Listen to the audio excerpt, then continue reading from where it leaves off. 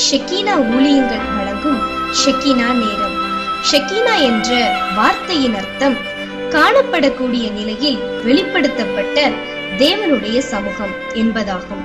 இன்றைய சூழலில் தேவனுக்கு பயந்து அவருடைய வார்த்தைகளுக்கு கீழ்ப்படிந்து சாட்சியுள்ள வாழ்க்கை வாழ்கிறவர்களின் மூலமாக மற்றவர்கள் காணக்கூடிய நிலையில் ஆண்டவர் வெளிப்படுகிறார்.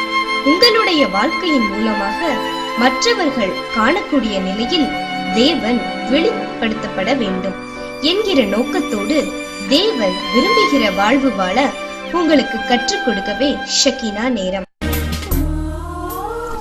தேவ செய்தியை வழங்குபவர் சுவிசேஷகர் பி. ஜாஷ்வா, இயக்குனர், ஷெக்கீனா ஊழியங்கள்.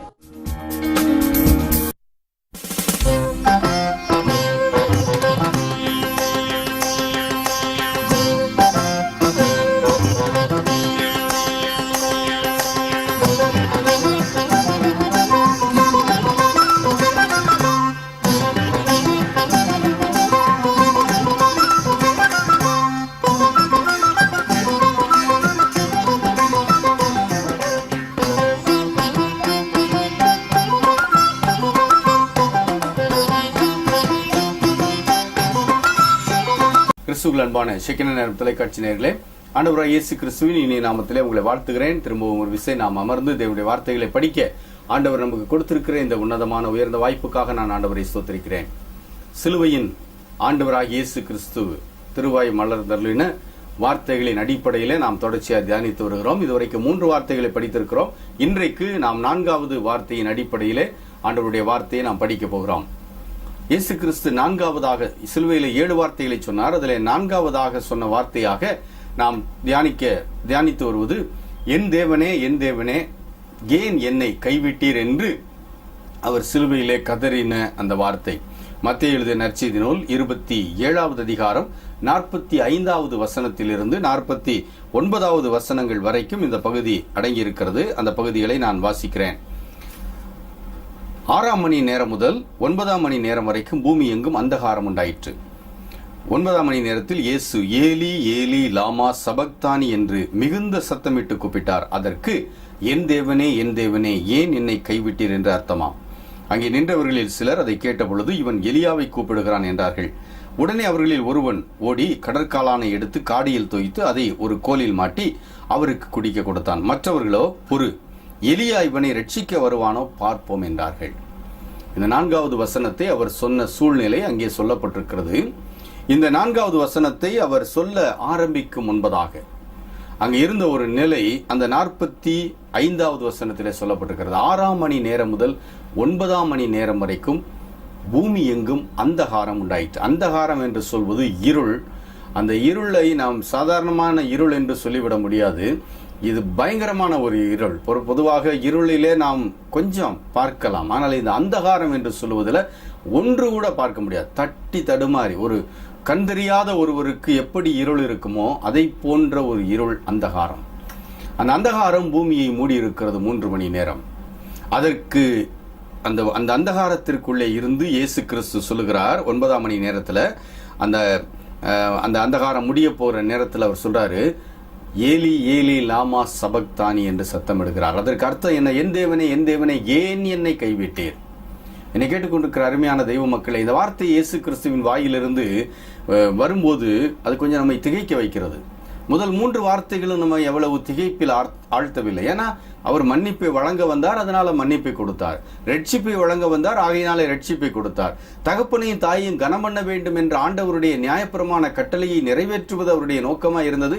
ஆகையினாலே தன்னுடைய தாயை கடைசி நேரத்திலே தனக்கு அன்பாயிருந்த சீசனிடத்திலே பிடித்து கொடுத்தார். ஆனா இங்க கதறுகிறார், மிகுந்த சத்தமிட்டு சொன்னார் என்று கதறுகிறார். என்ன கதறார்? என் தேவனே ஏன் என்னை கைவிட்டீர்? நானும் பிதாவும் ஒன்றாயிருக்கிறோம் என்று சொன்னவர், பிதா என்னை தனியாய் விட்டுவிட மாட்டார் என்று சொன்னவர் இங்கே கதறுகிறார், என் தேவனே ஏன் என்னை கைவிட்டீர் என்று. என கேட்டுக்கொண்டிருக்கிற அருமையான நண்பர்களே, இந்த வசனத்தை சொல்லுகிற இந்த சூழ்நிலை பல மர்மங்களை நமக்கு முன்வைக்கிறது. அந்த சிலுவைக்கு முன்னால இருந்த இருள் ஒரு மிகப்பெரிய மர்மம். 3 மணி நேரம் முற்றிலுமாய் அந்தகாரம் சூழ்ந்திருந்தது. அந்த அந்தகாரத்திற்குள்ள ஒருத்தர் என்ன செய்யறாங்கன்னு தெரியாது. சிலுவையில இயேசு தொங்கிக் கொண்டிருக்கிறார். பக்கத்துல 2 சிலுவையிலே கல்லர்கள் 2 பேர் தொங்கிக் கொண்டிருக்கிறார்கள். சிலுவையின் அடிவாரத்திலே ஒரு கூட்ட மக்கள் இருக்கிறார்கள். அவருக்கு வேண்டியவர்கள் இருக்கிறார்கள், அவரை விரோதித்தவர்கள் இருக்கிறார்கள், அவரை ஏளனம் செய்து கொண்டிருக்கிறவர்கள் இருக்கிறார்கள், அவரை அந்த சிலுவையிலே அறைய நிர்பந்தித்து வைத்திருக்கிற அந்த அரசதிகாரிகள் இருக்கிறார்கள், போர்ச்சேவர்கள் இருக்கிறார்கள், நூற்றுக்கு அதிபதிகள் இருக்கிறார்கள். இப்படி ஒரு பெருங்கூட்டம் இருக்கிறது. ஆனா ஒருத்தருக்கு ஒருத்தர் இப்ப தடவி கொள்ளக்கூடிய அளவுக்கு ஒரு பயங்கரமான இருள். இந்த இருள் எதை நினைவுபடுத்துகிறது தெரியுமா? இந்த இருளை தொடர்ந்து ஒரு பெரிய தண்டனை இருக்கிறது என்பதை நினைவுபடுத்துகிறது. ஏன் அப்படி சொல்லுகிறேன் என்றால், யாத்திராகமம் புஸ்தகத்துக்கு நான் போவோமானால் அங்கே சொல்லப்பட்டிருக்கிற சம்பவங்கள் எல்லாம் புதிய ஏற்பாட்டிலே இயேசு கிறிஸ்துவின் வாழ்வுக்கு ஒப்புமையாக சொல்லப்பட்டிருக்கிற சம்பவங்கள் என்று வேத வியாக்கியானிகள் சொல்லுகிறார்கள். அங்கே எகிப்தியருக்கு வாதைகள் அனுப்பப்பட்டது. அதிலே 9வதாக அனுப்பப்பட்ட வாதை 3 நாட்கள் எகிப்திலே காரிருள். 3 நாட்களுக்கு பிறகு நடந்தது என்ன? எகிப்திலே தலைப்பிள்ளை சங்காரம், ஒரு தண்டனை. அந்த தண்டனைக்கு முன்பாக தேவ செயல் எப்படி இருந்தது? 3 நாட்கள் காரிருள். இங்கே ஒரு தண்டனை வரப்போகிறது. என்ன தண்டனை? பாவத்திற்கு ஒரு தண்டனை கிடைக்க போகிறது. என்ன தண்டனை? தேவகுமாரன் பாவத்தின் பலியாய் சிலுவையிலே ரத்தம் சிந்தி மரிக்க போகிறார். அவர் அந்த தேவ ஆட்டுக்குட்டியின் மேலே அந்த பாவத்திற்கான தண்டனை இறங்க போகிறது. 3 நாள் காத்திருக்க முடியாது இல்லையா? அதனாலதான் 3 மணி நேர இருள். ஆக எல்லாம் தீர்க்க தரிசனங்களும் நிழலாட்டங்களுமாய் சொல்லப்பட்ட காரியங்கள் தான் சிலுவையிலே நிகழ்ந்தேறிக் கொண்டிருக்கின்றன. ஒன்னும் புதுசா நடக்கல. சிலுவையில என்ன இங்கே தீர்க்க தரிசனம் நிறைவேறுகிறது? ஏற்கனவே நிழலாட்டமாய் நமக்கு சொல்லிக் கொடுத்த யாத்திராகமம் சம்பவம் இங்கே நிகழுகிறது. 9வது வாதை, எகிப்தியருக்கு நேராய் வந்த 9வது வாதை, 3 நாள் காரிருள் எகிப்திலே. அந்த காரிருளின் நிறைவிலே தலைப்பிள்ளை சங்காரம். ஏன்? தெய்வ மக்களை பிடித்து வைத்திருந்தவர்களுக்கு தேவ தண்டனை. இன்றைக்கு பாவத்தின் பிடியிலிருந்து மனுக்குலத்தை விடுதலையாக்க தெய்வ தண்டனை அவருடைய குமாரனின் மேல் மரணமாய், பாவத்தின் சம்பளம் மரணம் என்று வேதம் சொல்லுகிறதே, அந்த மரணமாய் இறங்க போகிற அந்த தண்டனையை நிறைவேற்ற போகிறார் என்பதை நமக்கு சொல்லிக் கொடுக்கிற ஒரு மர்மம். அது மட்டுமா? இன்னொரு சம்பவமும் உண்டு. என்ன சம்பவம் தெரியுமா? பலி செலுத்தப்படுகிற பிரதான நாளிலே பிரதான ஆசாரியன் என்ன பண்ணுவார்? ஆசரிப்பு கூடாரத்தில் இருக்கிற மகா பரிசுத்த ஸ்தலத்திற்குள்ளே போவார். அந்த மகா பரிசுத்த ஸ்தலத்திற்குள்ளே போகிற பிரதான ஆசாரியன் உள்ள என்ன பண்றாருன்னு வெளியில இருக்கிறவங்களுக்கு தெரியாது. ஏனென்றால் மகா பரிசுத்த ஸ்தலத்தை ஒரு திரை மூடி இருக்கும். அந்த திரைக்கு உள்பக்கத்திலே போயிருக்கிற ஆசாரியன் வேற யாரும் உள்ள எட்டி பார்த்திட முடியாது. அந்த ஆசாரியனும் அசுத்தமாய், அதாவது பரிசுத்தம் இல்லாமல் உள்ளே போயிருப்பானால் உள்ள போனா செத்து போவான். அந்த அளவிற்கு அது தெய்வம் தாவரிக்கும் இடம், தெய்வஸ்தலம். தேவன் வந்து இறங்கி மனிதர்களுக்காக அந்த பிரதான ஆசாரியின் வழியாய் அளவலாவும் இடம். அந்த இடத்துக்குள்ள என்ன நடக்குது? அவன் வெளியில நிற்கிற ஜனத்துக்கு அந்த பலி செலுத்துகிற பிரதான நாளிலே அந்த பலி செலுத்தப்படுவதற்கு முன்பதாக பிரதான ஆசாரியன் மட்டும் உள்ளே போய் அந்த மகா பரிசுத்த ஸ்தலத்திலே தேவனோடு கூட மக்களுக்காய் போராடுவான், மக்களுக்காய் விண்ணப்பம் செய்வான். அதை செய்துட்டு வெளியில வந்த உடனே தான் அந்த பலி செலுத்தப்படும். இங்கே இயேசு கிறிஸ்து தான் பலி, இயேசு கிறிஸ்து தான் பிரதான ஆசாரியன், இவர் தான் இங்க எல்லாமே. ஆக இங்கே ஒரு அந்த பழைய ஏற்பாட்டின் அந்த சம்பவம் இங்கே இந்த 3 மணி நேரத்தில் நிழல் அடைகிறது. அங்க ஒரு திரை வேணும் இல்லையா? பிரதான ஆசாரியன் உள்ளே போய் என்ன செய்கிறான் என்று தெரியாது. அந்த இடத்துக்கு ஒரு திரை வேணுமே. எங்க இருந்து திரை வரும்? இந்த காரிருள், இந்த அந்தகாரம் தான் திரை. அந்த திரை இப்ப அந்த காட்சியை ஒப்பிட்டு பாருங்க. கிறிஸ்தவர்களுக்கு இந்த காட்சி நான் சொல்ற இந்த சம்பவம் நன்றாய் புரியும். அதை ஒப்பிட்டு பாருங்களேன். அந்த திரை இப்போ சிலுவையில விழுந்திருக்குது, அதனாலதான் அந்தகாரம். இந்த திரை மறைவில என்ன நடக்க போகுது? இந்த திரை விலகும் போது என்ன நடக்கும்? பிரதான ஆசாரியன் உள்ளே இருந்து வெளியில வந்த உடனே பலிகள் ஆரம்பிக்கும். இப்ப இந்த திரை விலகின உடனே பாவத்திற்கான பிராயச்சித்த பலி செலுத்தப்பட போகிறது. இந்த பலியும் இயேசு கிறிஸ்து தான், பிரதான ஆசாரியனும் இயேசு கிறிஸ்து தான். புரியுது இல்லையா? அப்ப இந்த பிரதான ஆசாரியன் இப்ப வேண்டுதல் பண்ணுகிறார். அவருக்கு அங்க திரைச்சீலை வேணும். மகா பரிசுத்த ஸ்தலத்துக்குள்ள போன அவரை மறைக்கிற திரைச்சீலை வேண்டுமே. அதற்காக இந்த காரிருள், இந்த அந்தகாரம். இப்ப இந்த அந்தகாரத்துக்குள்ள என்ன நடந்திருக்கும் தெரியுமா? பிதாவும் அவரும் மட்டும் அந்த ஒப்பந்தம், அந்த டீல், அந்த ஜெபம் ஓடிட்டு இருந்திருக்கும். ஆண்டவரே, நீர் எனக்கு கொடுத்த வேலையெல்லாம் நான் செஞ்சு முடிச்சிட்டேன். இனி பலி செலுத்துவதற்கு பலி ரெடியா இருக்குதுன்னு பிரதான ஆசாரியனா இயேசு கிறிஸ்து அந்த வேலையை செய்திருப்பார். அதற்காகவே அந்த அந்தகாரம் அது முடிஞ்சு அந்த இருள் விலகின உடனே 9வது மணி நேரத்தில் உலகத்தின் பாவம் அந்த பலிகடா மேல, அந்த ஆட்டுக்குட்டி மேல, பாவத்தை சுமந்து தீர்க்க வந்த தேவாட்டுக்குட்டி மேல இறங்கினதுனால அவர் கதறுகிறார், என் தேவனே, என் தேவனே, ஏன் என்னை கைவிட்டீர்? அப்ப அந்த திரை விலகினதும் இங்க பலி, குற்றமில்லாத பாவ நிவாரண பலி செலுத்தப்பட வேண்டுமே. அப்ப நல்லா கவனிங்க, பழைய ஏற்பாட்டிலே சொல்லப்பட்ட காரியங்கள் எல்லாம் சிலுவையிலே நிகழ்ந்து கொண்டிருக்கிறது. ஒரு ஆசரிப்பு கூடாரம் வேண்டும், பலி செலுத்தப்படுவதற்கு முன்னால பிரதான ஆசாரியன் தேவனோடு பேச வேண்டும், அதற்கு திரை மறைத்திருக்க வேண்டும், அந்தகாரம். ஆக பழைய ஏற்பாட்டின் சம்பவங்கள் இங்கே நமக்கு சொல்லிக் கொடுக்கப்படுகிறது. இந்த சிலுவையை சுற்றி இருந்த அந்த இருளின் வழியாய். அடுத்து இந்த சிலுவை இன்னொரு மிகப்பெரிய மர்மத்தை நமக்கு சொல்லிக் கொடுக்கிறது. என்ன மர்மம் அது? இயேசு கிறிஸ்து சிலுவையிலே தனிமைப்படுத்தப்பட்டு விட்டார். நல்லா கவனிச்சீங்கன்னா, யோவான் 8வது அதிகாரம் 29வது வசனம், யோவான் 16வது அதிகாரம் 32வது வசனங்களில் எல்லாம் இயேசு கிறிஸ்து சொன்னார், நீங்க எல்லாம் என்னை விட்டு ஓடும் காலம் வரும், நீங்க எல்லாம் என்னை விட்டுட்டு போயிருவீங்க, ஆனா பிதா என்னை ஒரு நாள் விட மாட்டார் என்று சொன்னவர் இங்கே சிலுவையில என்ன சொல்றாரு பார்த்தீங்களா? ஏன் என்னை கைவிட்டீர்? இப்ப இவரும் கைவிட்டு விட்டார். நேத்துக்கு இரவுல இருந்து நீங்க கொஞ்சம் யோசித்து பார்ப்பீங்கன்னா, நேத்துனா இயேசு கிறிஸ்து பிடிபட்ட இரவுல இருந்து சீசர்கள் ஓடிட்டாங்க, அன்பா இருந்த எல்லாரும் ஓடிட்டாங்க, ஒருத்தன் மறுதளிச்சு சபித்து சத்தியம் பண்ணிட்டான், இப்படி ஒவ்வொருத்தரா விட்டுட்டு போறாங்க. இப்ப சிலுவைக்கு பக்கத்துல அவருக்கு அன்பா இருந்த சீசன் மட்டும் இருக்கிறான். இந்த ஒரு சின்ன கூட்டம் தான் இருக்குது, மீதி எல்லாம் அவரை தனிமைப்படுத்திட்டு ஓடிட்டாங்க. இப்ப பிதாவும் தனிமையாய் விட்டுட்டார். இது ஒரு பெரிய மர்மமா இருக்கிறது இல்லையா? ஏன் பிதா அவரை தனிமைப்படுத்தி விட்டார்? மனுக்குலத்தின் பாவம் அவர் மேலே இறங்கிவிட்டது. ஆக பாவம் மனிதனை பிதாவின் இடத்திலிருந்து தனிமைப்படுத்தி விடுகிறது. பாவம் தனிமைப்படுத்துகிறது. அது பெரிய பயங்கரத்தை அந்த பாவம் செய்கிறது. அது இன்னைக்கு தெரியாம விளையாண்டுகிட்டு இருக்கிறோம். பாவம் என்ன பெருசா செஞ்சிடும்? உலக பிரகாரமான தண்டனையை மட்டும்தான் கொடுத்துரும்னு நினைச்சிட்டு இருக்கிறோம். தெய்வத்தின் இடத்திலிருந்து நம்மை தனிமைப்படுத்தி விடும். பாவம் சாதாரணமானதில்லை, சாதாரணமா நினைச்சிடாதீங்க.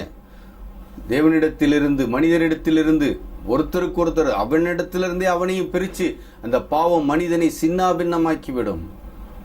ஆனா பிதா இயேசு கிறிஸ்துவை தனிமைப்படுத்தினார்.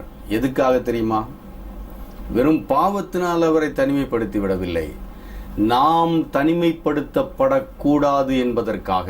அப்போஸ்தலர் 17வது அதிகாரம் 28வது வசனத்துல, நாம் அவருக்குள் அசைகிறோம், பிழைக்கிறோம், அவருக்குள்ளே எல்லாம் செய்கிறோம். எதுக்காக இந்த நிலை வந்தது? ஏன் அப்படி நிலை வந்தது? அப்போஸ்தலரிலே லூக்கா அதை எழுதும்போது அதை எப்படி எழுதியிருக்கிறார்?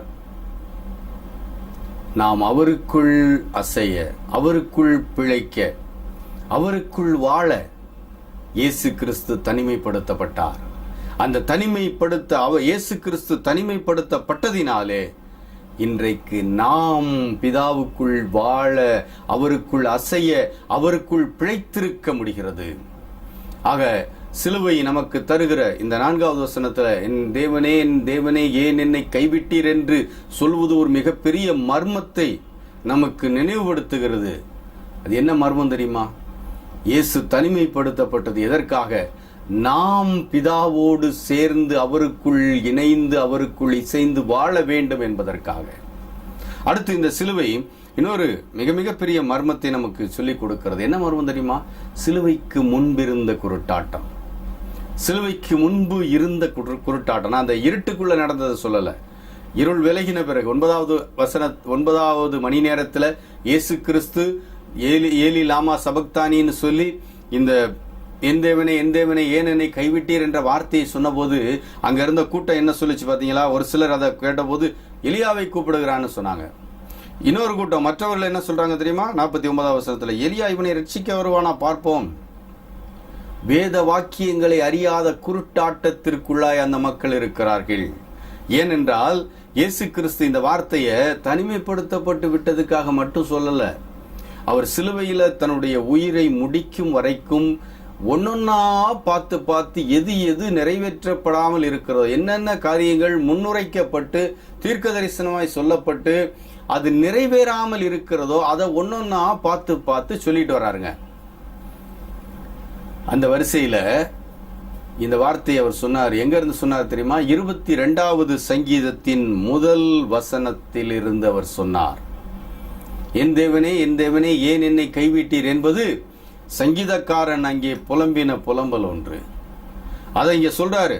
அதனால இந்த ஜனங்கள் எலியா வந்து ரட்சிப்பானா, ஏலி ஏலி லாமா சபக்தானின்னு அவர் சொன்னோன்னு இவன் எலியா வந்து ரட்சிப்பான், கொஞ்சம் பொறு எலியா வரட்டும் பார்ப்போன்னு ஒரு கூட்டம் இதெல்லாம் கேலி பண்ணி கொண்டிருக்கிறார்கள். என்ன தெரியுமா? இது சிலுவையின் முன்பிருந்த குருட்டாட்டத்தை காட்டுகிறது. என்ன குருட்டாட்டம்? வேத வசனத்தை அறியாத குருட்டாட்டம். வேத வசனத்தை அறியாத குருட்டாட்டம். என்னை கேட்டுக்கொண்டிருக்கிற அருமையான நண்பர்களே, இன்றைக்கு வேத வசனங்களை அறியாத குருட்டாட்டத்திற்குள்ளாக நாம் இருக்கிறோமா? இருப்போமானால் இயேசு கிறிஸ்து ஏன் சொன்னார், எதற்கு சொன்னார், அந்த வசனங்கள் நம்முடைய வாழ்க்கையில என்ன சொல்லிக் கொடுக்கின்றன என்பதை நாம் அறியாமல் இந்த ஜனங்களைப் போல பிதற்றி கொண்டிருப்போம். அப்படி பிதற்றி கொண்டிருப்பதினாலே விளைவு என்ன?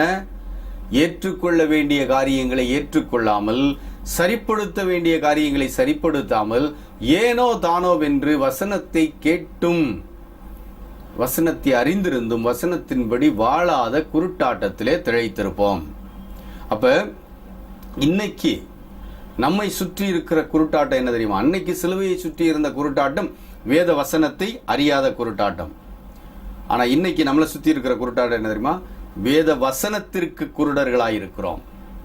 வேத வசனத்தை சரியாய் அர்த்தப்படுத்தாமல் சும்மா மனசுக்கு தோணுனபடியெல்லாம் அர்த்தப்படுத்திக்கிட்டு இன்னைக்கு வேத வசனம் என் வாழ்க்கையில நிறைவேறல, ஆண்டவருடைய வார்த்தை என் வாழ்க்கையில நிறைவேறல என்று சொல்லிக்கொண்டு வேத வசனத்திற்கு குருடர்களாயிருக்கிறோம். அன்னைக்கு வசனத்தை அறியாத குருடர்களாய் இருந்தார்கள், இன்னைக்கு வசனத்துக்கு குருடர்களாயிருக்கிறோம்.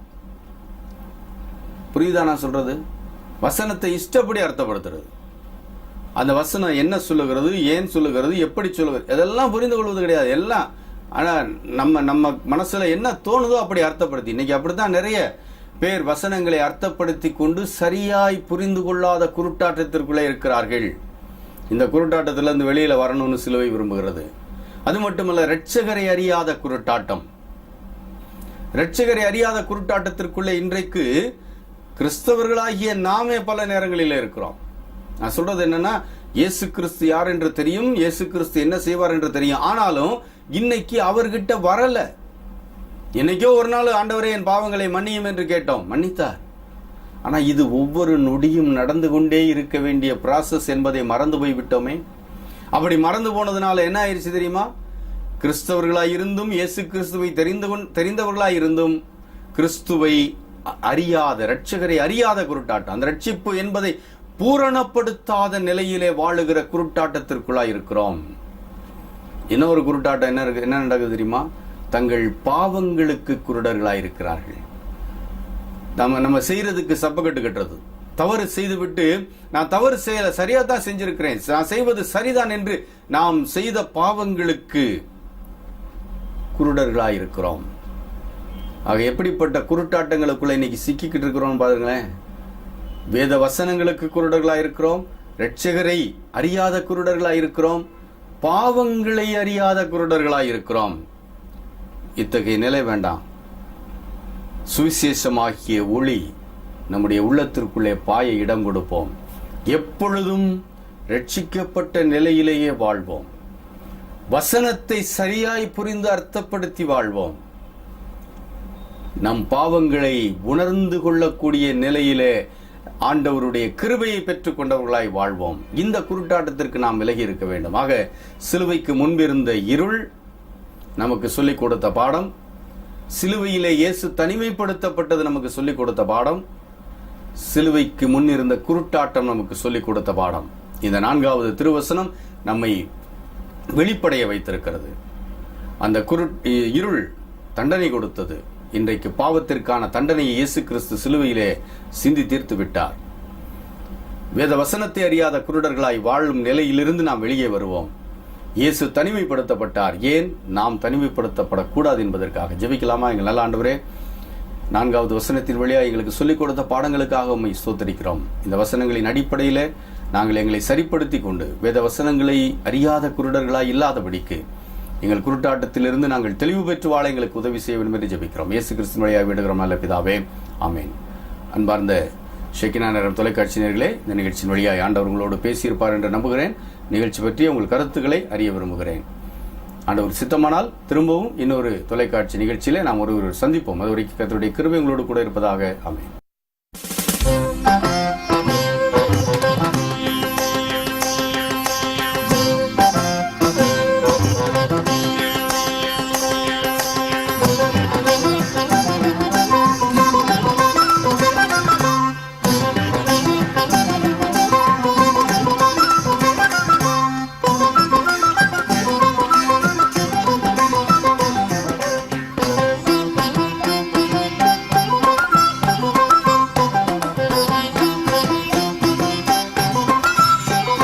எங்கள் முகவரி evangelist B. Joshua, director Shekinah ministries, R2 TNEB quarters, 110/11 kV substation, Mattuthavani, Madurai 625007.